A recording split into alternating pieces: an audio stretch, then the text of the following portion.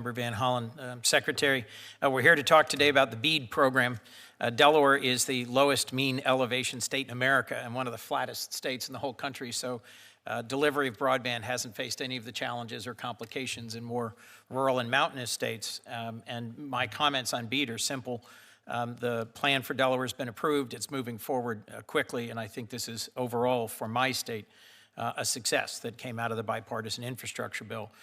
So since I've got the Secretary of Commerce in front of me, I'm going to touch on IP, AI chips, and tariffs, if I might, in the few minutes we have. I am impressed with Director Squire's leadership of the Patent and Trademark Office. I voted for him, and his efforts to restore the PTAB process to what Congress intended in the American Invents Act, a faster, cheaper alternative to going to district court. I support. I led a bicameral, bipartisan letter in support of his regulatory efforts, and I'd urge you and the administration to support my Prevail Act with Senator Tillis so we can codify legislatively what Director Squires is trying to do with regulation, but could be reversed by the next director.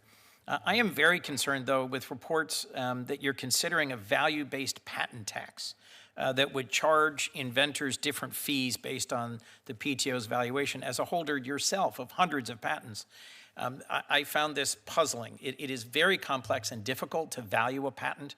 I was in-house counsel to a global company that had a very large patent estate, and figuring out how we would administer our patent system and potentially impose a crushing tax on American innovation, something no other major country does, struck me as puzzling. The IP community never agrees. I mean, literally from small inventors to big tech, they agree on this, that this proposal would be a real negative. So could you just update me on whether or not the consideration of a value-based patent fee system is live, and how it would roll out if so, and how you would avoid harming innovation? We will avoid harming innovation by not doing a valuation or any valuation fee or tax on patents. Good. That is not a plan. That is not going anywhere.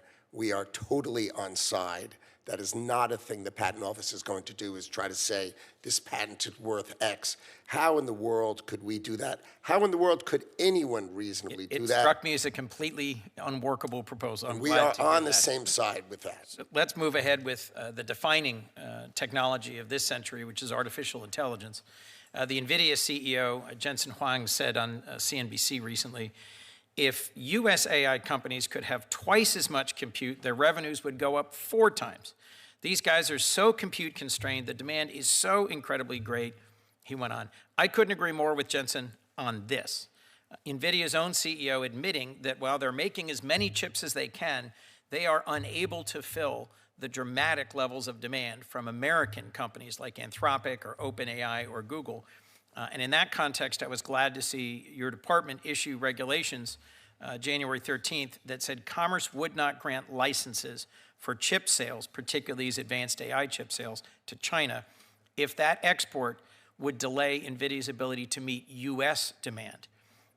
Just to be clear, you're committed to not exporting AI chips to China until our own world-class American firms agree they have all the chips they need per the terms of that regulation. Is that what you're intending? I think you should be just do a little detail. So NVIDIA does not make chips, it designs chips. I know. Right, and they are primarily made in Taiwan. Correct. Right, so we agree the demand by American firms is vast for these chips, and we don't want to do anything that stands in their way. Good, because I think selling AI chips to Chinese companies, allowing the licensure of the sale of AI chips to Chinese companies like DeepSeek or Tencent, which DoD's classified as a Chinese military company, would dramatically harm our national security interests. Last, the cost of housing is one of the things I hear about the most from Delawareans. President Trump ran on lowering folks' costs, and the cost of housing is not going down. We need to build millions more homes. And the home building boom we need is in part not happening because of tariffs on lumber, drywall, kitchen cabinets, bathroom vanities. I think the home builders estimate they're raising the cost of a new home by more than $17,000. Would you support legislation to temporarily halt or provide for a tariff exemption process for specific tariffs on home building supplies? It's a broad, complex issue.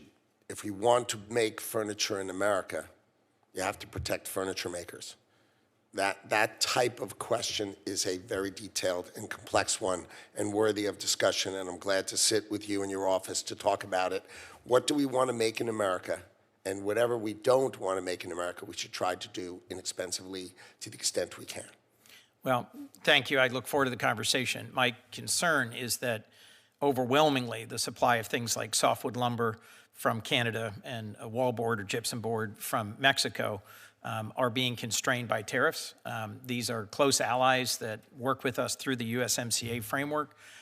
They've pushed back hard on the tariffs that are being imposed on their products that are exported into our market. Canada is the largest export market for most American states. I think at a time when there's very little we can actually do in the short term to reduce the cost of housing, this is something we might work together on. Last, a closing comment, if I might, Mr. Secretary. Senator Van Hollen asked about your engagements with your former neighbor, Mr. Epstein. I was encouraged to see your declaration that in 2005 you concluded he was a disgusting man with whom you should have no contact. I wish many others reached that conclusion upon meeting him. But it troubles me that you took your family to lunch on his island, that you had appointments with him. Please disclose everything. Put this to rest, because this is an issue of grave concern to my constituents. President Trump ran on releasing the Epstein files. You said casually, well, I looked at my name and how it appeared in them, as does everyone. No, everyone isn't worried about their names being in the Epstein files. I know he was your neighbor. That was a coincidence. But please disclose everything that's relevant here so that we have a chance to work together and move on. To the best of my memory, I met him when he moved next door to me, and I met him 2 other times in 14 years, none within 6 years of that first meeting, and then a year and a half later, and none thereafter. And in the presence of my wife, and as Senator Van Hollen said, under no circumstances is there a single word that I've done anything remotely wrong in any possible regard. I did not have anything you could call a relationship, anything you could call an acquaintance. I literally met him 3 times over 14 years with widespread in between. That's all I can remember. That's all there is in the documents. I didn't look through the documents with any fear whatsoever, because I know, and my wife knows, that I have done absolutely nothing wrong in any possible regard. Thank you for answering our questions today.